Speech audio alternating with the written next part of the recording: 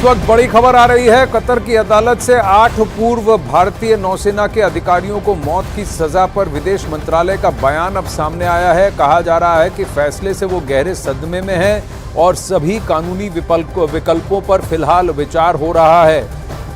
तो अभी विदेश मंत्रालय की तरफ से पहली प्रतिक्रिया, भारतीय विदेश मंत्रालय की तरफ से पहली प्रतिक्रिया, इन 8 पूर्व नेवी अफसर जो कि एक प्राइवेट कंपनी में काम कर रहे थे, उन्हें सजाए मौत सुनाई गई है कतर के कोर्ट में। और जिसकी वजह से अब ये कहा जा रहा है कि जितने भी लीगल ऑप्शंस हैं, कानूनी विकल्प हैं, उन पर विचार हो रहा है। अमिताभ इस वक्त हमारे साथ जुड़ रहे हैं फोन पर। अमिताभ, भारत को इसे बैक चैनल पर बात करनी होगी। कहीं ना कहीं ये दारोमदार भारत पर आ जाता है। भले ये एक प्राइवेट कंपनी के लिए काम कर रहे हों, लेकिन ये काफी लंबे सिरे से ये कोर्ट में ये प्रकरण चल रहा है, लेकिन किसी को भी सजाए मौत की अपेक्षा नहीं थी। बिल्कुल जी, क्योंकि जब 1 साल पहले ने गिरफ्तार किया गया था आनंद, तब भी भारत सरकार ने इस मामले को उठाया था कतर के सामने और कहा था कि वो बेदाग हैं, बेकसूर हैं।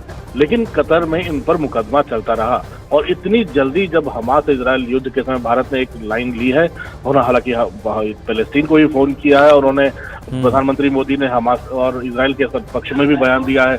उसके बाद भारत ने जिस तरह से G20 में अपना पक्ष रखा है, एक कॉमन घोषणा पत्र लाकर, तो मुझे लगता है कि बढ़ती जो ताकत है भारत की और भारत के स्टैंड को लेकर जो एकाएक अदालत का फैसला है, तमाम चीजों को जोड़कर भी देखा जा सकता है। लेकिन भारत सरकार कानूनी पक्ष पर भी विचार कर रही है। आगे की अदालत में इसको चैलेंज करने का ऑप्शन है। दूसरा एक बहुत बड़ा ऑप्शन होता है जो आपको शायद आनंद जानते ही होंगे कि कतर के अमीर तमीम बिन अहमद अल थानी के पास भी विकल्प है, उनको माफी देने का अधिकार है। और कतर में माफी भी 2 मौकों पर अमीर कैदियों को देते हैं। पहला रमजान के मौके पर जब वो निकल चुका है, लेकिन दूसरा है राष्ट्रीय दिवस जो होता है 18 दिसंबर को, उस दिन भी कतर के अमीर माफीनामा देते हैं। तो एक उस दिन भी माफी का मौका है। तो मुझे लगता है कि घड़ी बड़ी तेजी से आगे बढ़ रही है और कूटनीतिक रिश्तों को भारत के ओमान से पहले भी संबंध, देखिए मिडिल ईस्ट में, लेकिन अमिताभ ये कूटनीतिक दावपेच थोड़ा ज्यादा ही है, क्योंकि OIC के कंट्रोल के लिए भी कतर और सऊदी में ठनी है। सऊदी और UAE से भारत की बढ़ती मित्रता कहीं ना कहीं कतर को खला है। कतर, तुर्की, ईरान,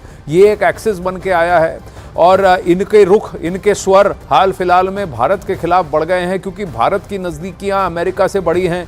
और ये तीनों देश जो हैं, भले ही तुर्की नेटो का भाग है, लेकिन इनका एक अलग डायनामिक चल रहा है। कतर के साथ इससे पहले भी राजनीतिक इश्यूज हुए हैं, क्योंकि कतर ने ही सबसे पहले तूल दिया था नुपुर शर्मा के इशू को, वो भी 2-3 हफ्ते, घटना के 2-3 हफ्ते बाद। और कतर ने ही पूर्व उपराष्ट्रपति के डिनर को कैंसिल किया था। तो पिछले 2-3 साल से कुछ कतर के साथ इक्वेशंस सेट नहीं हुए हैं भारत के। भले ही कतर के भारत में काफी सारे इन्वेस्टमेंट्स हैं और भारत से, भारतीय मूल के और भारतीय कई सारे कतर में काम भी करते हैं और कतर की इकोनॉमी में कंट्रीब्यूट भी करते हैं। कतर में भारतीयों की संख्या कहीं से कम नहीं है और ये पूर्व नौसैनिक जो थे सारे कमांडर स्तर के हैं। नाविक उसमें सिर्फ एक ही 8 लोगों में, और जिनको फांसी की सजा दी गई है। और ये वहाँ के नौसेना को ट्रेन भी कर रहे थे वहाँ के। और वहाँ जो इटालियन सबमरीन का जो डील हुआ है कतर के साथ इटली का, उसमें भी वो लोग ट्रेनिंग देने का काम कर रहे थे। इसलिए ऐसे समय पाकिस्तान का भी रोल, कई लोग कह रहे हैं कि अगर जिसमें भारत ने जो इजराइल के पक्ष में लाइन दी है, इसमें उन तुर्की हो सकता है, पाकिस्तान हो सकता है, जिन्होंने इस चीज को और तेजी से आगे बढ़ाने का काम करने में कि हो सकता है कतर पर दबाव डाला हो। तो कई ऑप्शन हो सकते हैं, विकल्प हो सकते हैं जो अंतर्राष्ट्रीय कूटनीति में जो इनकी फांसी की सजा को जल्दी करवाने में, क्योंकि एकाएक फैसला आया है मुझे कई देशवासी ये भी सोच रहे हैं कि एकाएक इसकी जरूरत क्या थी इस समय अदालत में ऐसे भारत के लोगों को फांसी की सजा देने। देखिए कोर्ट के प्रकरण को हम नहीं रोक सकते, क्योंकि जुलाई और अगस्त में भी इस पर सुनवाई हुई थी, तो अचानक से फैसला आया है जब सुनवाई चल रही है। ऐसा नहीं है कि कॉन्सुलर एक्सेस नहीं मिला, लेकिन कहीं ना कहीं कतर ने काफी सारे अड़ंगे भी डाले हैं, ऐसा कहा जा रहा है। अब ये डिप्लोमेटिक बैक चैनल पर है और 2 देश के नेता हैं, टॉप नेता, इनको आपस में संवाद करना पड़ेगा और कहीं ना कहीं इसका हल निकालना पड़ेगा। जैसा आपने कहा, कतर का नेशनल डे है 18 दिसंबर। उस वक्त क्या कतर के अमीर एक फैसला लेकर इनको माफी दे सकते हैं, वो देखने वाली बात होगी। अमिताभ, धन्यवाद आपकी डिटेल्स के लिए और इन्फॉर्मेशन के लिए।